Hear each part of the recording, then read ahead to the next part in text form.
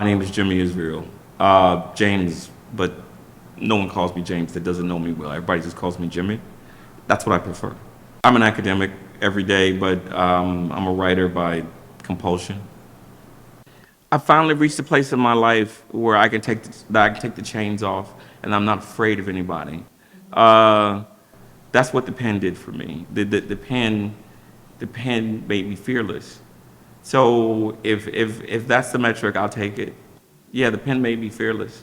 Yeah. So and that yeah, it made me because I've been so afraid to be black and male. I've been so afraid to have an opinion. I've been so afraid to speak my mind. I've been so afraid to be free. I'm not afraid of those things anymore. I'm not afraid of anybody. I'm not afraid of anybody, anything. I am free. I am free. So if that's, I'll take that as a metric. And my Mercedes, which is paid for in full. Yeah, the trappings of success. Hello, my name is Giorgio Sabino. I'm an artist in Ohio, and I am looking forward to this interview. I became an artist young, which gave me the the ability to see composition as I walk around, and that is probably the biggest difference between someone who just takes photos and someone who actually can take a photo. And so when you see composition, you click then. And so a lot of people say, why do you take it so fast? And it's like, well, I saw it, like sometimes I'll count down 1, 2, and I told them 3, but I saw it on 2 because they were in that space. So, or I'm on, more like a sniper where you just wait for that photograph to happen. And so there's huge differences when you can see it and then you just snap and be able to lock in aperture, shutter, and light. And so my goal, and when I was even teaching, is to share how do you take photos as if you want everything on the front page of a newspaper or a magazine. And that's how I've learned to shoot and taught other folks how to become that. Good afternoon. My name is John Davison, or John Sky Davison. I'm an artist and designer. I did radios, two-way radios at Motorola, calculators, bicycles, heating units, things like that, tools for Stanley tools, but mostly consumer electronic products. So the designing of those. And can you tell me, please, how the technology informs the art, or is it the art that's shaping the technology? You come up with a basic design and then hand that off to someone else, or is there a team? Well, it's kind of a team. We would come up with the idea. Well, first the client would present what they needed, and then we would take a blue sky approach to creating a product for that, and then it would go to engineering. And engineering would, usually there's a battle between the designers and the engineers as to what can be done and what can't be done.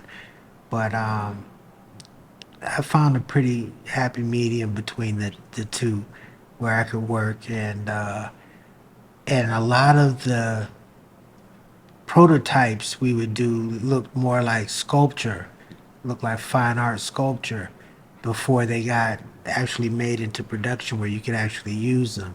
So. Good afternoon. My name is Robert Banks, Robert C. Banks Jr., if you want to be formal. It is early July.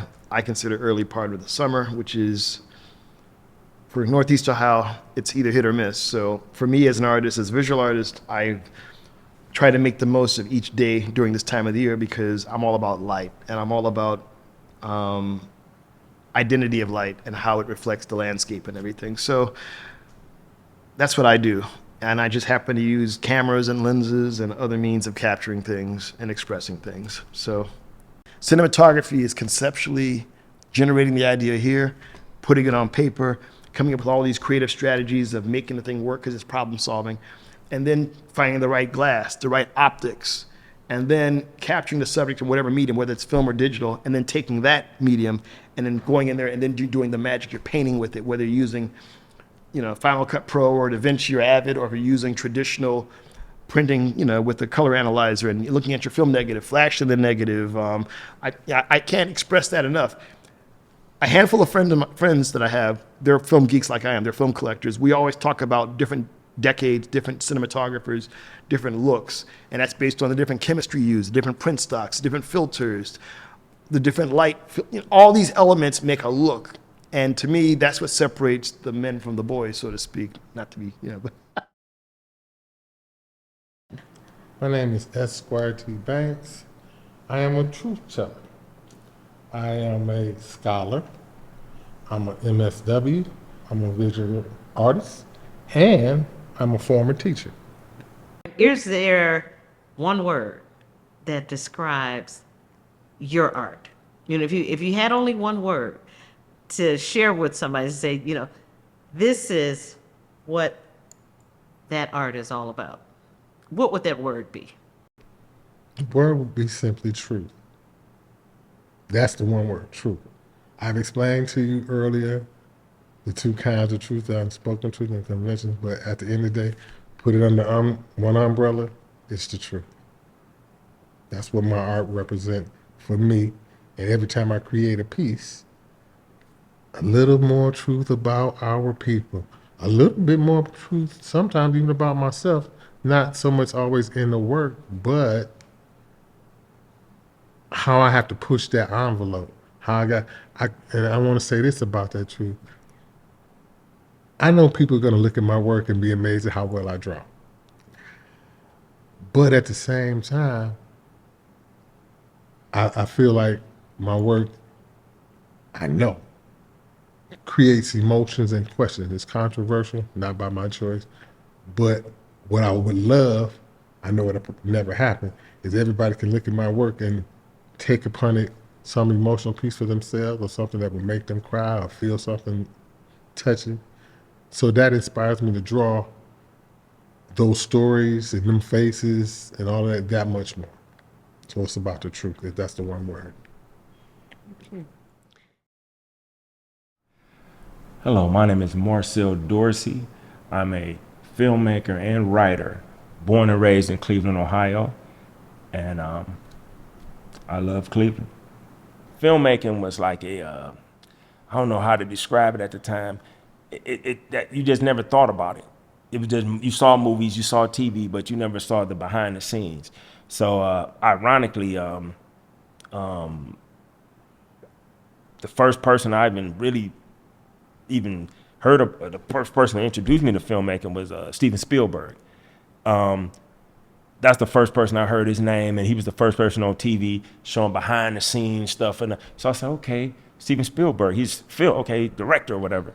And then I didn't really understand what a director did until James Cameron came about. And I loved The Terminator. It's one of my favorite movies. And I loved everything about The Terminator. But then when I saw Aliens and I saw the same actor from The Terminator, and he pulled out, a specific weapon and stuff was similar. So I said, okay, now I see what the director does. That's just, I understood then. I didn't know I could be a director until I saw Robert Townsend when he made the Hollywood Shuffle. So when I saw that, I said, well, wait a minute, okay, I could actually do that. My formal name is Richard Peary, and my profession now is I'm a retired journalist. I think the responsibility of journalists is to make sure that the public gets the information it needs to understand and make good, well-based decisions on what policy should be, what action should be. So there are many pictures, many scenes that are really borderline. They're going to be shocking. They're going to be traumatic for people to see, and painful, especially for the families. And the journalist has to ask the question, does the need for the public to see this detail outweigh the damage or just bad feelings that it will create on with some people?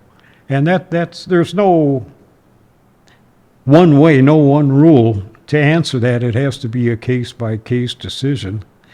And then, of course, with newspaper journalism, which I know basically extrapolated to television, but newspapers, when they sold, if they were sold on, at, each edition had to be sold to somebody as opposed to home delivery. They were more inclined to go with the more sensational presentation. And here in Cleveland at the time, back in the 60s and, well, for many, I guess for decades, the Morning Plain Dealer was a home delivery paper. People got it on their doorstep when they got up and they could read it with breakfast and go to work. The Press was an afternoon paper, and so people by that time were up and about and moving around when the paper came out, and so they had more newsstand sales, and they were more sensational. But I think that was a product of the way they were distributed. One had home delivery and didn't need that point of sale sensation, and the other had to have a large part of its sales be spontaneous. So this is one of the things that goes into these decisions, but at the same time, of course, there is an obligation of the news media to tell the truth and make sure that people understand what's going on. Well, good evening, and I'm very happy to be here. I am Dr. Monica Bickerstaff Riley.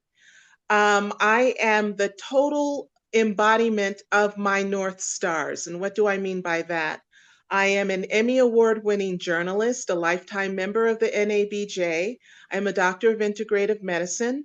I'm a college professor, and my heart's passion is with my company, celebrating 10 years of Dr. Monica's Natural Beauty.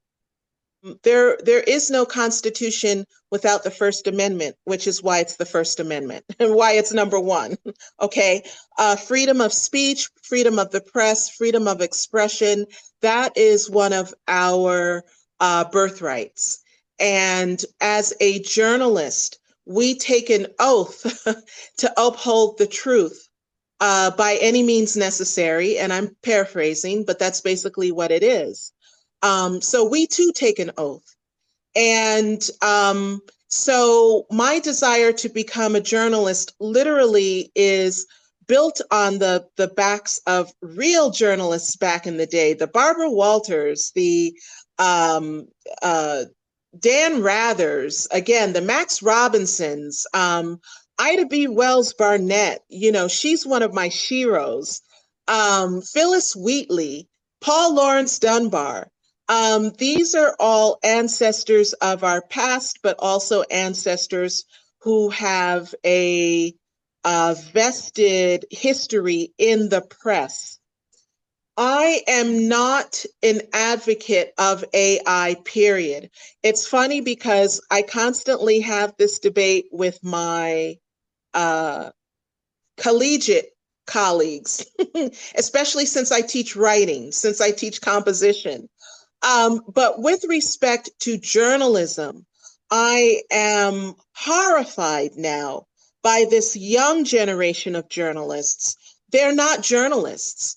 They can call themselves bloggers, but they're not journalists, because journalists, behind every journalist's pen is the ability to research and the ability to interview.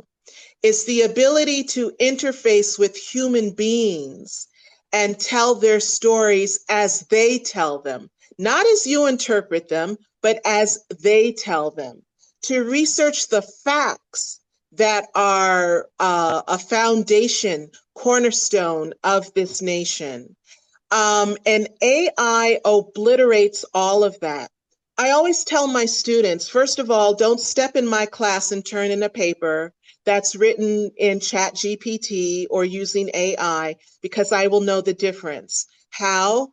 From the first night when my students come into my class, I have them come to the front, tell us all a little bit about themselves, and they start writing that very first night. That's so I can read and hear their writer's voice.